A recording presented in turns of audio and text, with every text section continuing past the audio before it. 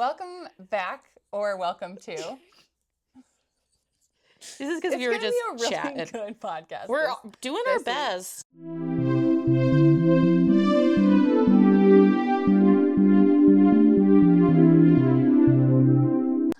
Welcome to Hot Cakes, the craft podcast about crafting. Oh, I literally got opinions. stickers. Did you? I got more stickers. We have more stickers. If you come into the shop, we'll give you a sticker. We have stickers. If you see us out in the wild, we probably won't have them with us, but if you see us I sometimes do. at an event, we'll definitely have them. We have stickers, and the stickers say the craft opinions nobody asks for, but everybody needs, right?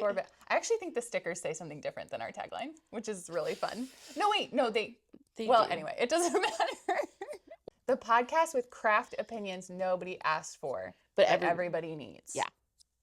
Yes. I always try to say craft podcast instead of craft opinion. Okay, anyway. It doesn't matter. I'm Jules from Juliette Pécaut Designs. I'm Sara from Boston Fiber Company. I feel very short right now, but you look very short. I'm not. Should I sit for? I just my shoulders were all hurt. I hurt my shoulders. My knees really hurt. You hurt your shoulders at the dentist? Yeah, because I was panicking the whole time, so my shoulders were just like at my ears.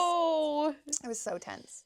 I was just like vibrating on the table. He was like, "Are you okay?" I was like, "No." My therapist was teaching me vasovagal humming, breathing, where you go, ooh. So you should have just done that at the dentist. I don't think they let you do that at the dentist. I told my therapist, I was like, I'm never doing that in public. I was full on like hyperventilating though, like through. Like, yeah, you gotta hum. It's good for your vasovagal nerve. Anyway, fun times. What are you wearing? I'm wearing my Pressed Flowers sweater. It's so cute. I feel like I've worn it before. You probably have. East Coast Sport.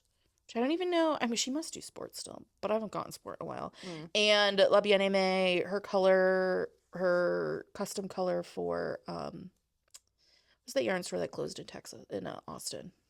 Hill Country Weavers. Did they close? They might have closed. I have no idea. I don't follow news in Texas. Oh, they're a yarn store. You don't follow yarn store news? Not in Texas. Oh, I mean, I just it's a nice yarn store, but I think they closed. I've never heard of it. It doesn't matter. Which one's which? Is the gray? The gray, so it's the grayish sandy color is East Coast. Okay. And then the pink is La Bien-Aimée. Cute. Yeah, and then I actually, what is on here? Here's the problem: is I wear these sweaters and then I sit next to a 2-year-old. Yeah. Ew. Sorry, guys. Ew. I don't know what this. Probably applesauce. Oh, because she likes to do this thing where she covers herself in food so she can take a tubby. Yeah. And she goes, tubby? And then when you go, no tubby, she'll go, ah ha ha. And then she just puts her face in you. Which is like so fun. It's really cute, but disgusting. What are you wearing? I am wearing my Off the Grid pullover in Imperial Yarns Denali. Nice. I never wear this. I made this like it's really cute. Ago. It's really cute. I think it's a lot more fitted than my normal style. Yeah. And I like the way it looks, but I just never really reach for it. I like your outfit today. Thank you. Yeah. I think I might actually knit another version of this, but with more ease. Yeah. But it's nice. Yeah, and the Imperial yarn is like super soft. So it is super cozy, but yeah, I need to wear it more often. Yeah. I also think maybe the shade of green is not. I like the shade of green. Yeah, but it's not really. It's like your shade of green. It's not my shade of green. Oh, well. It's a cute sweater. What is this? Is that like a purl row? Yeah, it's a purl. Oh, okay. There's a purl stitch and then a purl row. I see. Alternate, and that's how you make the grid pattern. Oh, yeah. I see. What are you working on? I am working on it's not much to show right now, another version of Simply the Vest, but this one is going to be like open, like it's not going to be a pullover. It's going to be like with like buttons. What is that called? Like a slip over? No, because it's a button up. It's just a vest? I guess it's just a vest. I don't know what I'm going to call it. I don't know. But it's going to, I'm going to have like a button band and it's going to be. Simply the Vest. Simply the Vest. Button up. With, and it's Bahramu, their Woodnote. Ooh, I don't we can bring it to H&H and show them. That's the plan. No, I probably won't finish it by then. Just show them the pieces. I can show them the pieces and say, look, I'm knitting with your yarn, I promise. which is actually funny because I think the last episode I was working on, or maybe the episode before, I was working on a sweater with the wool dreamers, and I scrapped that. I'm going to rip it out and do something different with it. Oops. A note on the last episode, it's not out. Well, it will be out by the time you listen to this on iTunes, but I forgot about it. Oh, yeah. It's on YouTube, but not iTunes because we are bad at communication. Well, no, we're not. Here's the thing. I think you sent me everything. Well, yeah. You sent me everything and I didn't post it? Did I send you everything? Who knows? That's a really good question. My fault. I don't think it is, but no, I think I'm pretty sure because often it is my fault. Right. Well, listen. It doesn't matter. It's more fun. It's just fun. You get to just we're guess. Just doing. Is it on YouTube? Is it on Apple Podcasts? It's always on YouTube. Nobody knows. But it's and not always on time though because look, we're both very. I have been putting in the notes on iTunes. If you read the notes, sometimes it'll say at the top, "I'm so sorry, this is late." Love, Sarah. I never even look at the podcast feed on. I don't really either, but I do listen to it because I love the sound of my own voice. Yeah. I mean, I have to watch it because I I don't want to watch it, so I usually listen to it, and then I'm like, oh god, we're so funny and smart. We have such good chemistry. We're doing great. We're doing so well, you guys. It's tax season.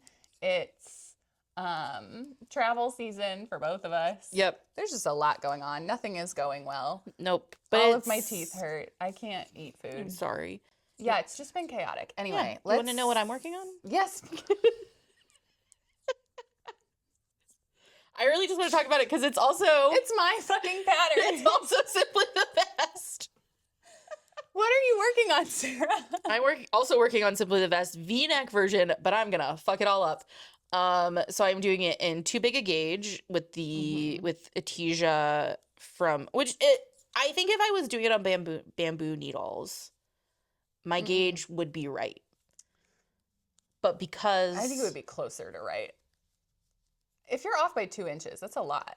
Yeah, but maybe. It's also, I think if I was on wood needles and like maybe didn't have a linen cotton yarn. That's, I think, it's just slipping all over the place. Yeah. But I really like how the fabric looked, so I liked the meshy fabric. Yeah, it looks good. And I think it's gonna look very good. Yeah, like over a little tank. But it's I'm using Etesia from Urth Yarns, Love it. I'm hoping I only have 3 skeins, which I actually think, based on how much I did, because I've already made the front half of it, and then front quarter of it and took it out and ripped it out. Based on that, I do actually think I only need 3 skeins for what probably because if you're doing 2 sizes and I'm not gonna do the ribbing. Yeah, at least on the top. I might do it on the bottom. I'm gonna try it on a couple times first. Oh yeah, I would. Yeah, well, I don't know because I don't want it. You could do an I-cord. I could do an I-cord. I don't know. I have like a vision of it to be done at H&H. I think I could do it. Which is like next week. I want it for the panel / my headshots, which is a week from Wednesday. I don't know what I'm wearing for my... I don't know. My hairdresser yesterday asked me, did you notice I got my hair cut? Oh, it looks so cute.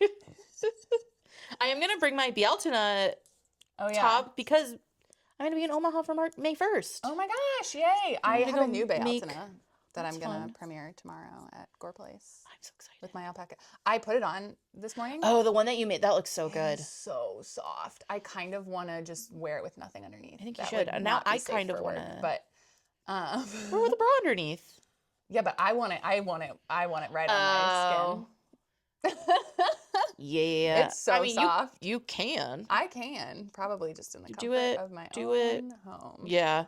Anyway, what are we talking about today? Okay, so in theory, we're going to read some emails and reply to some comments. Yes. Because we couldn't think about anything else. But we want to talk about the Stephen West in the room. We do. Stephen West in the room. We will touch briefly on this Stephen West in the room. The goal is to touch briefly on that and not spend the whole episode talking about it. Here's the thing. I do think it has been talked to death. I don't think we're adding anything new to the conversation. Also, you probably already know our opinions. Yeah. If you're watching this podcast, you know what we think about that. But brief recap, Stephen West went on a podcast with a man who calls himself Nittler. I feel like if you did one Google, can you imagine? Okay, here's the thing. I don't have like a team, and Sure.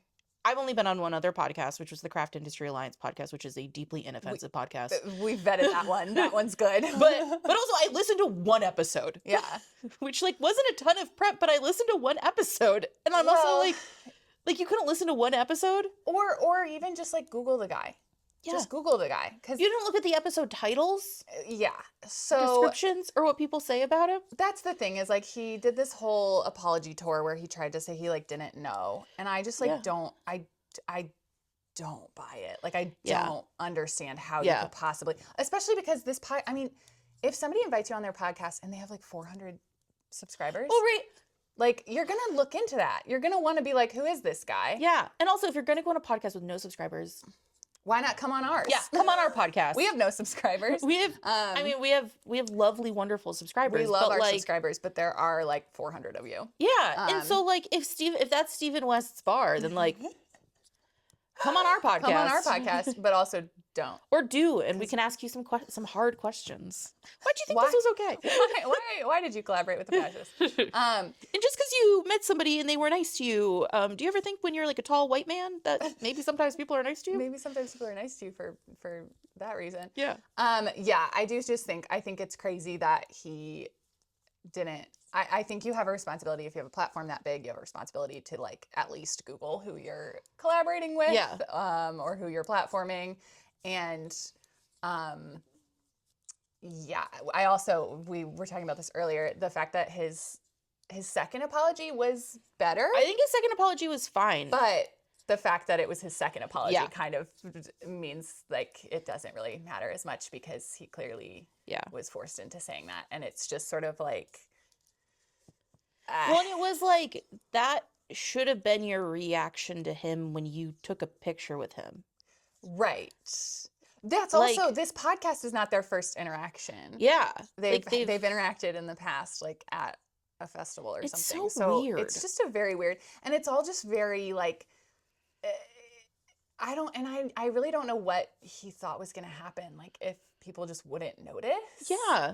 We're going to notice if you go on some right-wing podcast, like, with like, a guy named Nittler. Like, who's like kind of terrorized the community. Who has actually like really, really like, harassed people. Yeah. Like big name people. So yeah, it is just like kind of... there was that other, what's her name? The other woman who went on who was like, we can't be... Oh, I don't even know. I don't know who that is. I don't even know who that is. But I saw she started popping up in my reels. Yeah, because of this drama. But like her being like, well, I'd like to be on like, listen to everybody's opinion, and it's like you don't actually. That's called fascism. Yeah. If you're platforming a fascist, that you're called a fascist. That's like not. That's not what. That's not it. That's not it. And it's also like there's a very different thing between like, I'm going to like listen to 2 words this guy says to suss him out. Right. And then like, oh, I'm going to be on his podcast and platform him. Like there are different levels of hearing people out. Right. And you can be like, hey, I listened to something this guy said. It was fucking nuts. And I don't ever want to. And now I don't want to be associated with that. So the fact that you like didn't react that way means like you're okay with it. Also, like you're okay with those viewpoints. Talk to somebody like that. I know. It's just crazy to me. But yeah, so that's basically our thoughts on it. I'm sure that surprised no one. Yeah. Yeah, it's not a hot take. I was never into his patterns anyway, so I don't feel... have been. You don't. It's very opposite. I mean, there's a lot of Stephen Westerners. I mean, they were a great way to show off a lot of yarn. Yeah. They are, and they're really fun, stash busters, but and like really an entertaining pattern. Yeah, there are other patterns. There are other patterns. I haven't made a Stephen West pattern in a long time. Designers, yeah. And then also, if you're still making Stephen West patterns, whatever, do it. Who cares? But it's not for me. It's not for me. It's not for me. But yeah, and I do also think I think the whole thing of people when they're like, oh, we shouldn't cancel people for doing stuff like this, and I'm like, I really think we should though, because that's how fascism is on the rise, is because people have just been like fine with stuff like this happening, and now it's I would say my hope for Stephen West would be that he can like grow out of it. And that would be my hope. Yeah. I'm not Because I think, confident. like, I am probably less, I'm not that I'm like, whatever. I think cancel culture as a term is, like, kind of I fucked agree. and fake. Yeah. But I think that, like, what are we asking him to do if he can't come back a little bit? Maybe, I think everybody should be wary. But, yes, that's my thing. I also just feel like, I don't know, if this were the first instance, it would be easier to and forgive, if something happened again, I think it's done. That's the thing, is, like, because this is, like, now, like, the third time this has happened with him, I'm like, what are the other, I guess learning. I don't know what the other things he's done are. Well, you know about the swastika. Oh, right. That's this guy, Nittler, was mad that Stephen changed the clue and asked people not to knit the original. So, for context, Stephen West did one of his mystery knit-alongs and didn't realize if you use certain colors, the first clue of the pattern, because it's a mystery, so nobody knows what it's going to look like until they've knit it. Yeah. People started knitting it and realized, oh, this kind of looks like a hate symbol. Yeah. And he did, like, a whole thing. He was, like, really apologetic. He changed the clue. He asked people not to knit the clue. And I was like, okay, like, fair. You made a mistake. All good. But then this guy, Nittler, who was like, oh, no, like, I liked the original clue. Like, okay. Well, so he already had, like, see, this is, like, I didn't know that, like, he already had, like, an interaction. So fuck this. No, never mind. This is not, that's my thing. It's like, if this were the first time, I'd be willing to be like, okay, you made a mistake. Yeah. You can correct it. But like, because he knew this guy. He knows this guy, and he still chose to go on his podcast. And I'm like, okay, then never mind. No. Never like, mind. Never mind. You got this me. is a choice you're making. And you can apologize all you want, but if you're not doing anything different, if it's not changing, then that's why I'm like, I do think he deserves to be canceled. Yeah, whatever. If you make one mistake and you correct it, fine. If you make two mistakes, it's sort of like, all right. If you make three mistakes, like, no. Yeah, that's the end. That's who you are as a person. Yeah. You're not going to change. Well, also just, like, I feel like like, I don't know. Your reaction should be, I feel like you shouldn't ever forget that you did that. Yes. And you should always be correcting it. Yes. If I had accidentally made a shawl with a swastika in it, and then somebody, a white man, invited me on his podcast, I would be like, let me make sure this man isn't he just loves Hitler of knitting. Like, I would just be more careful in the future. Yeah. And that did not happen. Yeah. So, yeah, I feel like that's the thing is, like, you were a little too relaxed. You're a little too chill with this situation is my thought. So perfect. Anyway, that was my thought. We could talk about it all day, but we could. But let's not harp on it. Let's read some things. Let's read some emails. This is very funny because we're like, this is gonna be a really short episode. We don't know. We're already 20 minutes in. Oh, we're low on battery. How low? I don't know. It doesn't have a number next to it. Well, let's hope for the best. Awesome. Let's do it. From Annette, Genevieve's mom. Hi, Annette. We love Annette. It's also, like, really nice that you're listening to this, Annette. Now I feel bad for all my swearing. Oops. Sorry. We're not going to change. We're all going to stay in a Rhinebeck house together, and I'm going to be like, now you know. Oh, are we? Yeah, we're staying with Annette. I forgot that you're going to be there too. I'm going to be there. Sorry, I'm just hitting you today. I'm so excited. That's fine. Just not in the jaw. in our little twin beds. I can't wait. Side by side. So fun. My feet are going to be sticking way out. I know. I was thinking about that, but we'll just curl up. And your knee is going to be sticking out. Yeah, you're going to wake up and it's just going to be like, knees out. Okay, anyway. Annette. Annette has some questions. She has questions, not hot takes. So she said, I must admit, I'm not sure if hot takes are my style, but I do have questions, and I'd love for you to answer. We love questions. Yeah, and she said maybe they are controversial issues, and I'm just not aware. Okay, one. Everything's controversial if you try. Oh, we can. I mean, honestly, we can't. We're lukewarm at best. We're deeply reasonable people. We are. As a maker, would you rather be gifted a project or a finished item?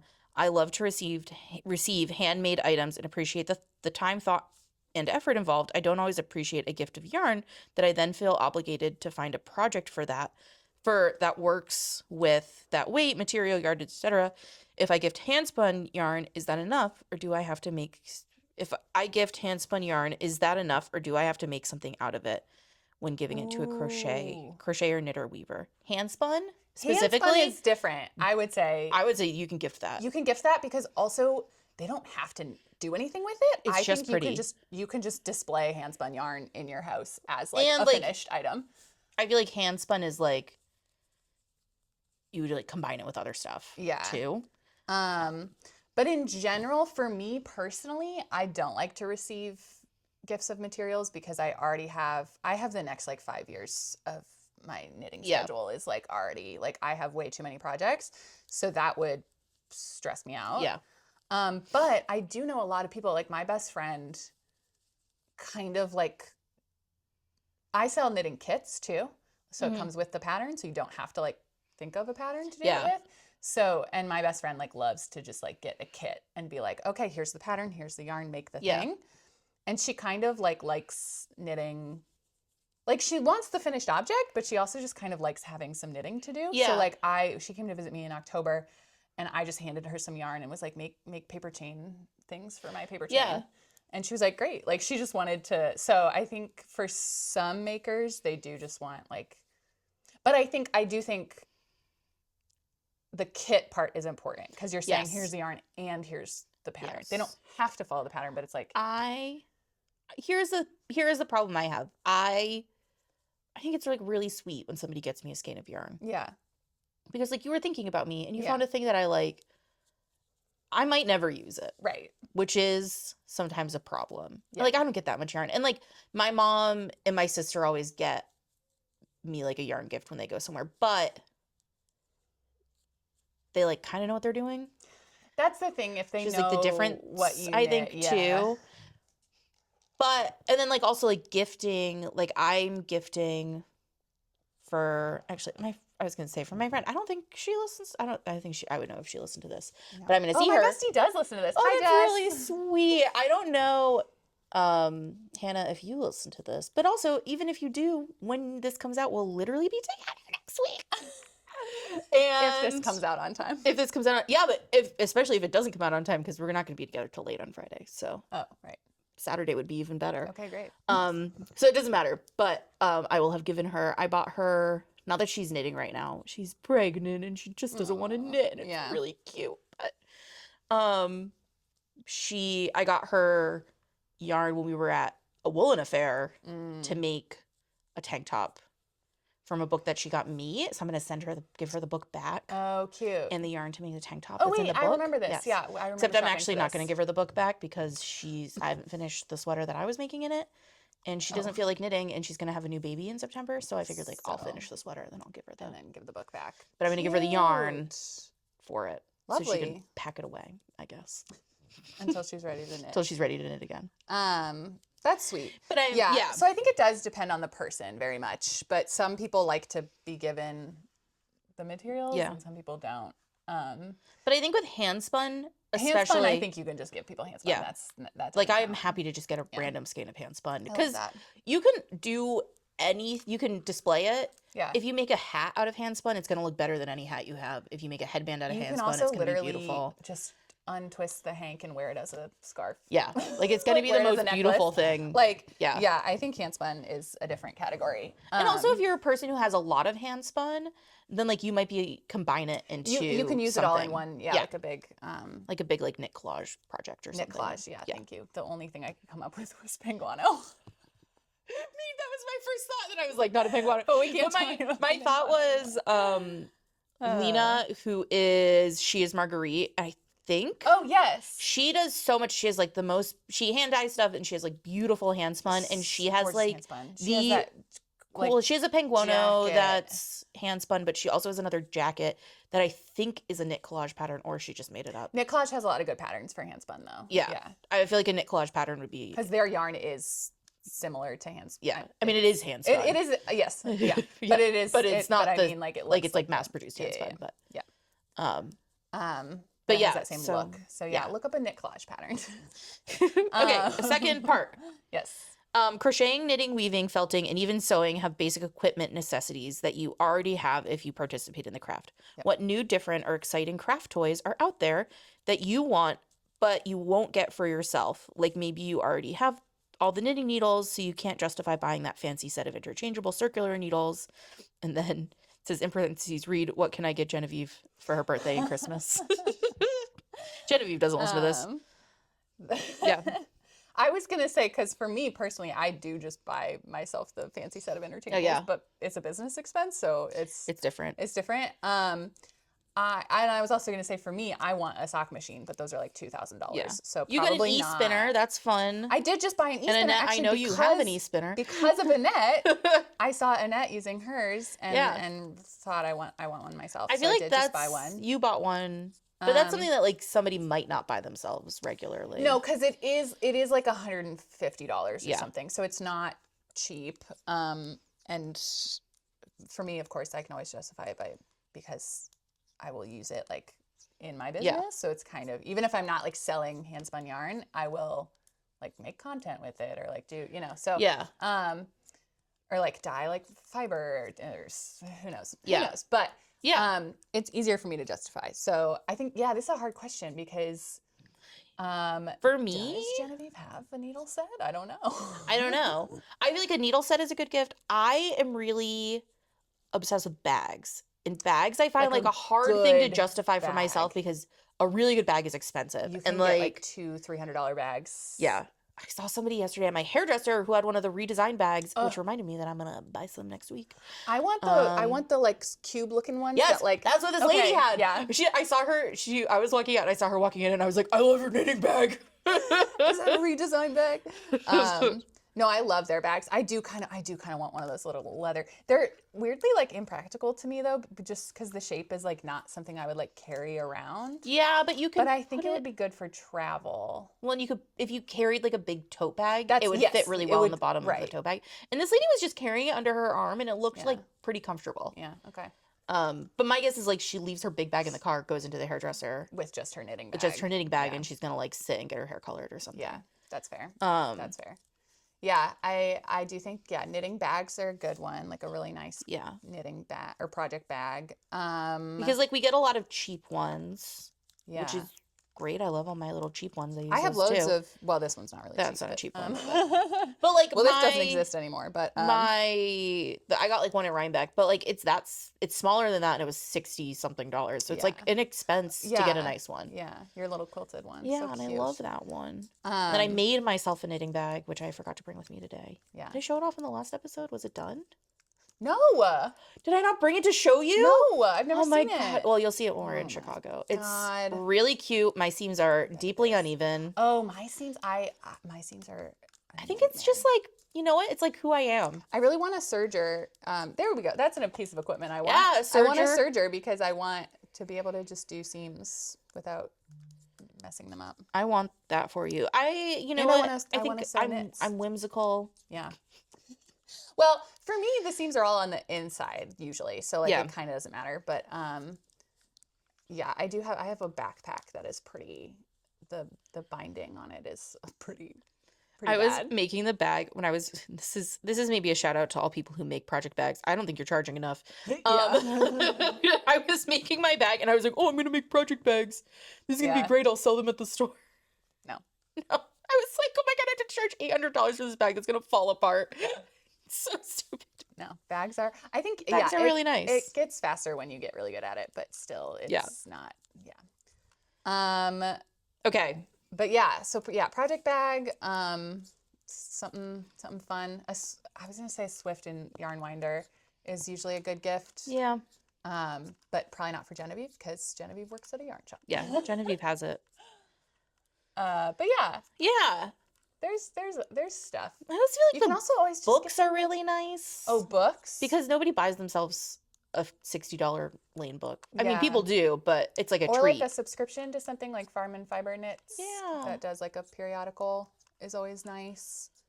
Or even just a gift card to their favorite yarn shop is also good. Gift cards are great. Gift cards are a good one because then they can pick their own project and whatnot. On to the next from Adri.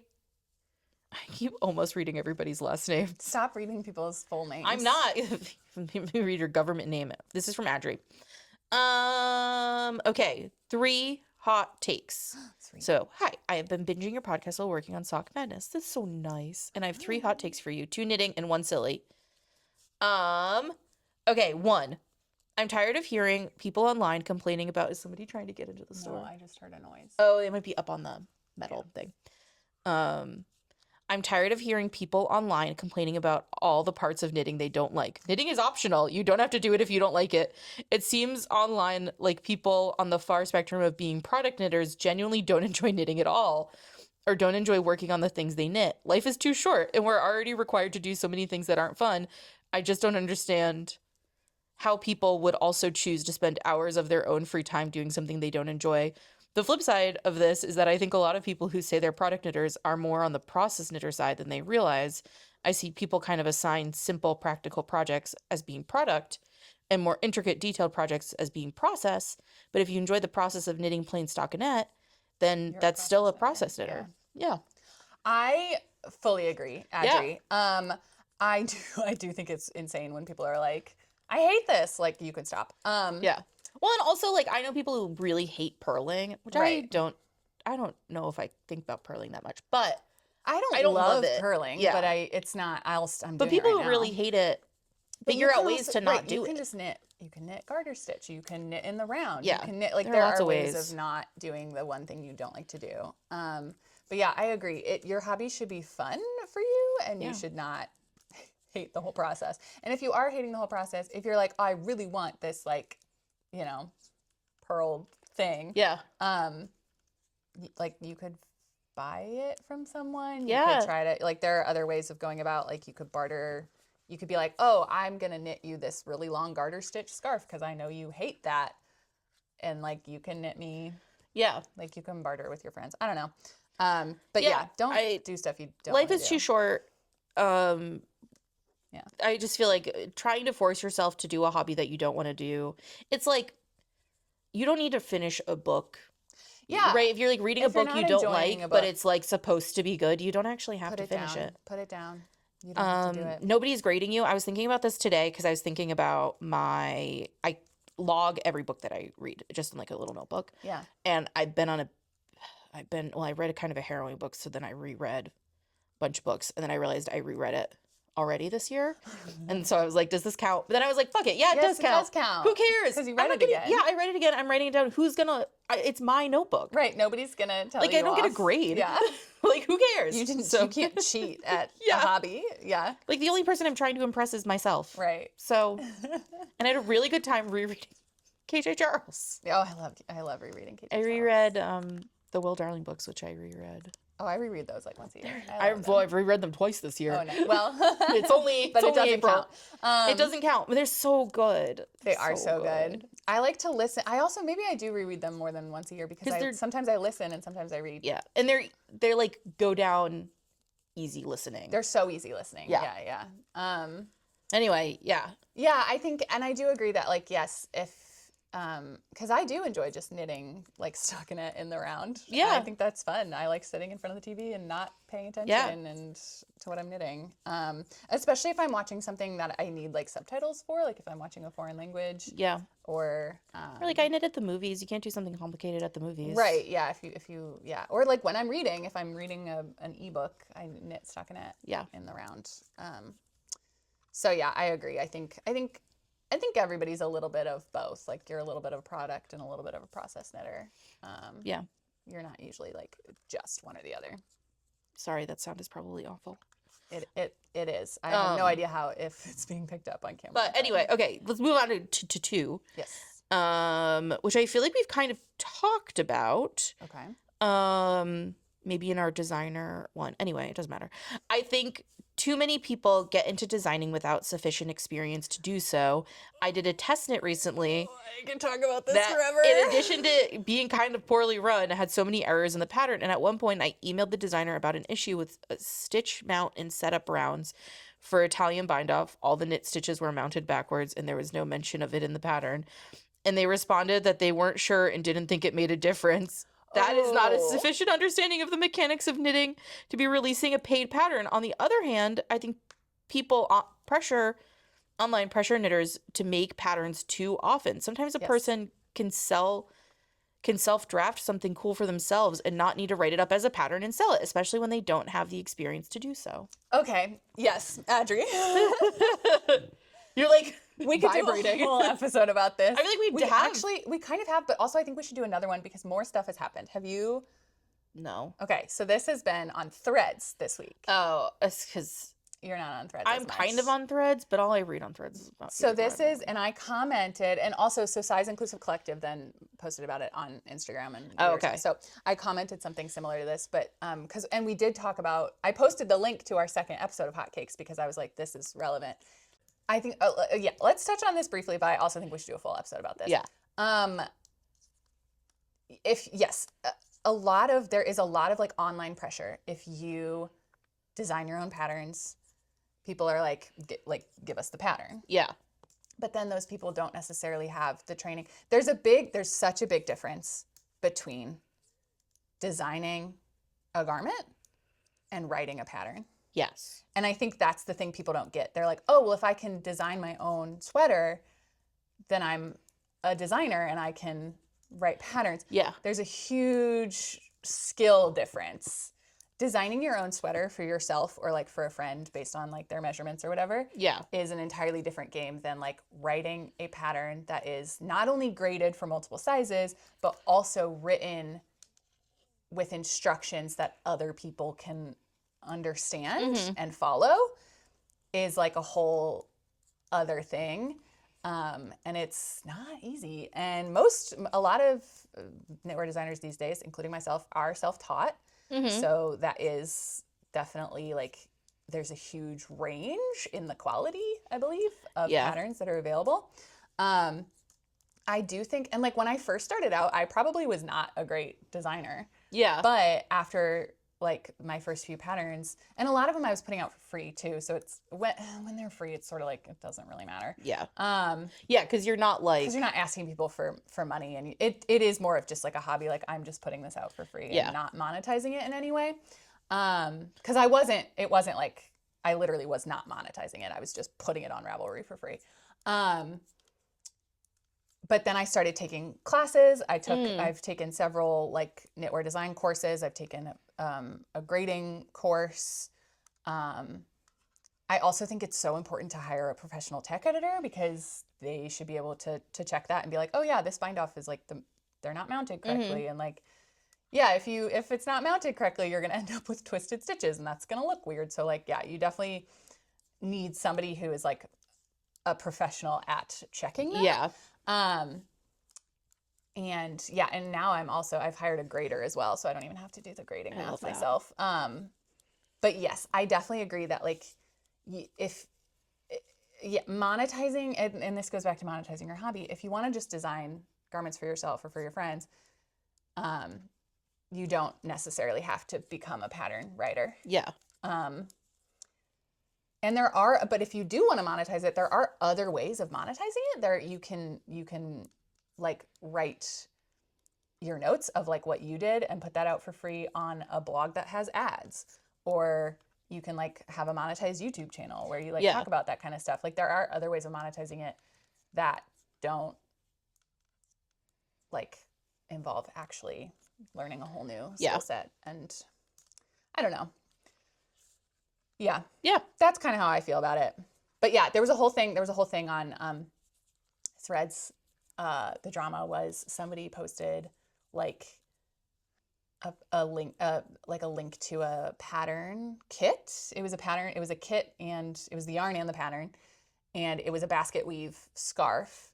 And they were like so angry that they were charging $5 for this pattern because they were like, it's so simple. Like you can just like you shouldn't be charging for this pattern. Like you're gatekeeping knowledge that should be free. Oh my God. And find it. You can they get literally a stitch dictionary and figure out a basket weave. Well, whatever. Well, no. So that's what they were saying. They were like, "This is easy. It's just like knit 3, purl 3." So it was hilarious that they went into this whole thing, and then, like, actually, if you look at the pictures of the scarf, they were like completely wrong. It's like, that's not even the pattern. Oh so my like God. they were saying like you should be able to look at it and figure it out, and then they looked at it and didn't figure it out Oh my correctly. God. So it was just so funny. And they were like, they called, what did they say? Pattern designers are all like rent-seeking grifters, which was really cute and fun. Here's the thing. Would that we could live in a world where money is not a problem. Right. But we don't. We don't. And like, I don't know, your pattern, like, I don't know, you wouldn't go and be like, every writer is a grifter because they're making me pay for my book. right. Like, what the fuck are you talking about? Yeah, like stories used to be free. Like, okay, like I don't know, join a storytelling troupe. But like, and the thing is, because we talked about this in our second episode of like, yeah, if you can reverse engineer it, if you can just like look at what somebody's wearing and be like, oh, I can figure out how to knit that, then like, okay, go ahead. But if you don't want to do all that work, if you want somebody to just tell you what yarn to use, what gauge to do, what stitch counts to have, and like all of the, like, then pay them for that work. Yeah, like that's what you're paying for. That's what you're paying for. You're not paying for, because nothing's new in knitting. Every stitch has been done before. So it's like, yeah. So it was just a whole thing. But yes, I very much agree with that hot take. Okay, one more. That I think I'm going to have, well, I don't really have like very strong. This is a silly one. Silly hot take. Silly hot take, but a hill I'll die on. Stanleys and similar style tumblers are not water bottles. I am not anti-Stanley. I use one most of the time when I'm at home, but I think the essential and defining feature of a water bottle is the attention to not leak in any position. A water bottle can be kind of bad. This looking at you, Awala, but it has to be intended not to leak. You can't throw a Stanley in your bag. You can't put it in a backpack water bottle pocket to commute to work with on the train. You can't keep it next to you in a workout class. It's great, but it's a great cup, not a water bottle. I agree. Here's the thing. I bring my Stanley to the gym every day. Sure. Well, I think you can. Yes. But it leaks like crazy. So it works at the gym if I don't kick it over, which has happened. This morning I was in bed with my Stanley and I had to turn it to drink out of it and it just leaked over my shoulder. Yeah. And Oliver Walt was with me and it's just like ice cold water all over me and Walt. And he was so like upset. This is what, I agree, because I carry a tote bag most places. Yeah. And I do just put a Stanley in it. You can't put a Stanley in a tote bag. So I have my water bottle, a real water bottle, that screws closed and doesn't leak. Stanley's like so much. I do agree though that like they are nice cups. Yeah. And they are like it could be a travel cup. Like you can take it places. Yeah, it fits. But you can't. Yeah. But it's also like, I mean, like I have the 40-ounce Stanley. Yeah. And actually the 40-ounce Stanley fits in a cup holder better than the 32-ounce. Like just the bottom of it is better. That's the 32-ounce over there. So I have two Stanleys. Yeah. And the bottom's not skinny enough. And the bottom's not skinny enough. But yeah, I agree. Yeah. I love my Stanley, but I agree. And also, so I went to, when I was doing my sewing class, the place that I was in was really dry. And I kept forgetting to bring a water bottle. And then I was like, I'm just going to bring my Stanley. And then I can't carry my Stanley and a sewing machine and all my stuff and open a door at the same time. Yeah. And so that's the other problem I think with the Stanley is you can't like put it, you can't. They're just, huge. Put it in your bag. And like when I walk into the gym, carrying like my shoes in my hand, which also like I have a tote bag for the gym and you should bring it in the tote bag. Yeah. I have my boxing gloves in the tote bag and I'm not going to bring my boxing gloves in. It doesn't make any sense. But it's really hard to carry all of it. Yeah. But I love my Stanley. I do like, cause I have a Yeti cup for like hot coffee. And then, but that's a cup, not a bottle. Yeah. But then I have a thermos for when I'm like going to a market and I am throwing it in my like in my Hulk. I have a little water bottle that I got in Dublin last year, and it's for some reason, I don't know what got into it. It tastes really bad. Oh, ew. But I'm really sad about it because like I think I have to just get rid of it. Get rid of it, yeah. But it was a good throw in my bag water bottle. I have a 9-ounce. I'm sad about it. I have a 9-ounce Swell, and it's that like one's perfect. Teeny. It's so tiny, but it's perfect for like a 12 ounce. Around. That's true. Yeah. Yeah. Yeah. And that's that. Yeah. Thanks, Adri. Thanks, Adri. This is from Jessie. This one's from Jessie. Hi, Jessie. Hey, Jessie. So, a hot take from Jessie. Knits, controversial practice, knits and dryers. Oh. So, Hi, Jules and Sarah. I realize I do something very out of the ordinary for my knitted woolen garments. They all go in the dryer. But after they're fully dry from blocking,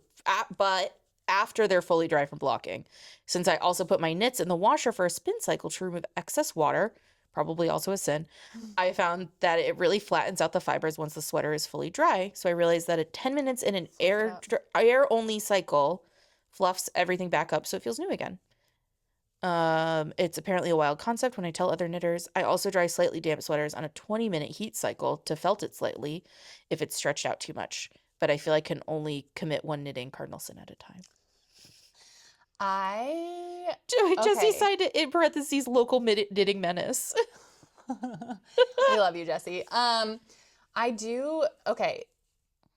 I would also be curious. I mean, I'm assuming she's using non-superwash. I would say if you're using superwash, do throw that in the dryer because it will fluff up back to what it's in it.